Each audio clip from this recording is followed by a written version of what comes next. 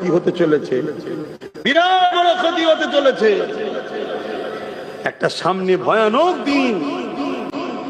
আমি অনেক আগে বলেছিলাম একটা কথা, একটা দিন আসছে তোদের নাগরিকত্ব কেড়ে নেবে। সেদিন আব্বাস সিদ্দিকীকে বলবি যে ভাইজান আমার ভুল হয়েছে বা তোমার কথাই ভোট দেবো, সেদিন আর তোর কিছু উপায় থাকবে না। বলেছি না বলিনি?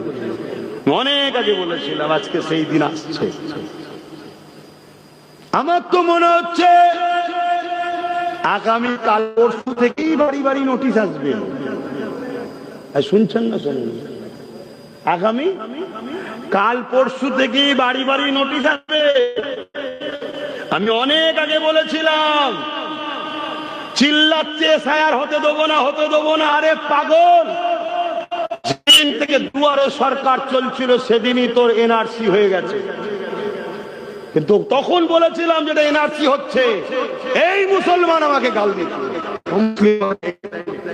এই মুসলমানের লোকেরা আমাকে গাল দিয়েছিল। দিয়েছে না? দেয়নি? অলরেডি হয়ে গেছে। কালকে তো চিঠি আসবে, পরশু তো চিঠি আসবে বাড়ি বাড়ি। কি চিঠি? তোমার গেছে। শুনছেন তো নাকি? লাও, কান না আসবে, ঠেলা সামলাও।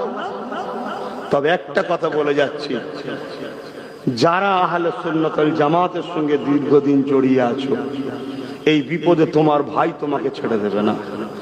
তুমি যদি থাকো সদস্য হয়ে, বইটালি আমার সঙ্গে দেখা করো, আমি আপ্রাণ চেষ্টা করব তোমার হয়ে সমস্যা সমাধান করার। কথা মাথায় ঢুকছে না?